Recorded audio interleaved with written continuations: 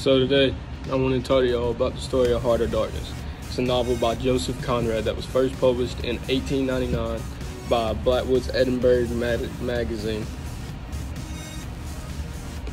But what's pretty cool is that it was the author's third language. He was born a native of Poland. His name was Józef Theodor Conrad Korzeniowski in 1857. Okay, so first off, he was native Polish, meaning he spoke Polish, right? French was his second language. He didn't even know any English until he was 21. So he didn't use his first or second language to write the book, right? It was his third language. And what's even better than that is that he wrote a book that has stayed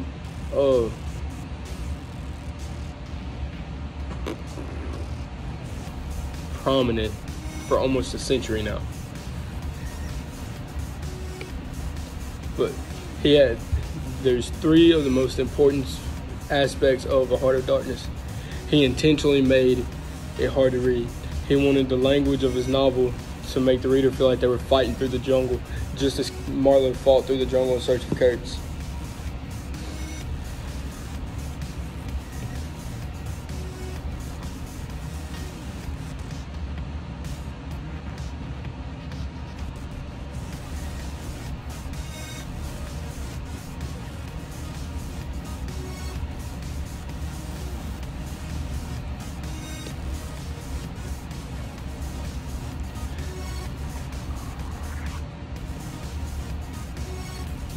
So The Heart of Darkness tells a story within a story. The novel begins with a group of passengers aboard a boat floating on the river of the Thames. One of them, Charlie Marlow, relates to his fellow seafarers on an experience of his that took place in another river altogether, the Congo River in Africa. Marlow's story begins with what he calls the sepulchral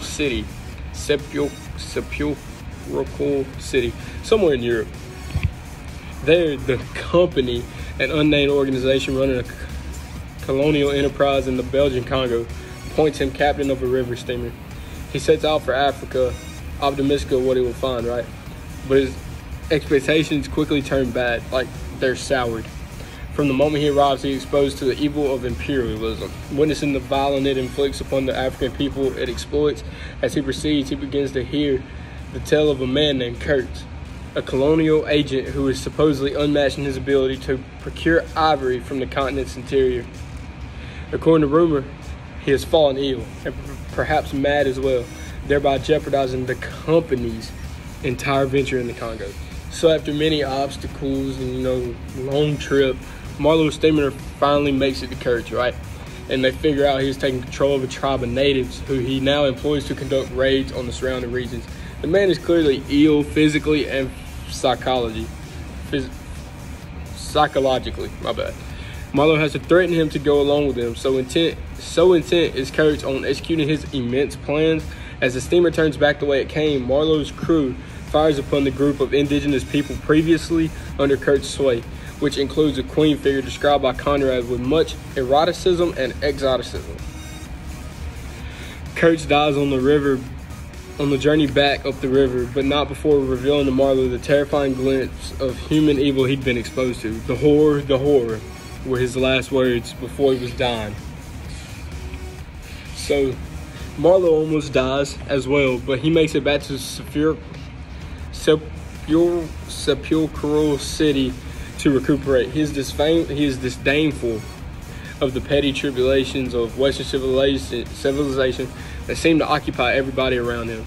As he heals, he is visited by various characters from Kurtz's former life, the life he led before finding the dark interior of himself in Africa. A year later, in his return to Europe, Marlow pays Kurtz's partner a visit. She is represented as several of Heart of Darkness's female characters are as naively sheltered from the awfulness of the war world, a state that Marlow hopes to preserve. When she asks about Kurtz's final words, Marlow lies. "Your name," he tells her. Marlow's story ends there. Heart of Darkness itself ends as the narrator, one of Marlow's audience, sees a mass of brooding clouds gathering on the horizon. What seems to him to be heart of an imminent darkness. Okay, so now that you know the gist of A Heart of Darkness, it's structured as a frame tale, not a first-person narrative. Marlow's story is told by the anonymous narrator who listens to Marlow on the deck of the Nellie. Conrad's frame narrator, like the reader, learns that his ideas about European imperialism are founded on a number of lies that he wholeheartedly believed. By the end of the novel, Marlow's tale significantly changes the narrator's attitude toward the ships and men of the past. Only the narrator and the reader understand Marlow's initial point. Civilized Europe was once a dark place, and it has only become more morally dark through the activities of institutions like the company. Okay, so A Heart of Darkness begins and ends in the UK. This is just a couple of stuff that kind of caught me off guard that I wasn't really expecting. So, the protagonist Marlow, I believe, is Conrad, the well-traveled Marlow who appears in other works such as Lord Jim. Other Conrad works such as Lord Jim is based on his equally well-traveled creator.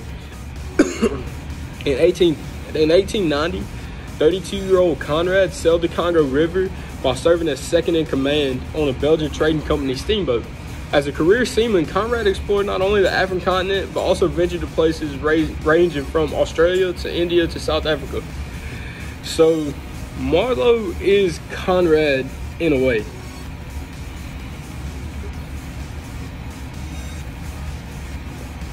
Conrad got sick on his voyage when he was a seaman. So, but Kurtz and Marlow both did too, which are two of his characters from his stories. So Kurtz died, Marlow almost dies, but they were both sick.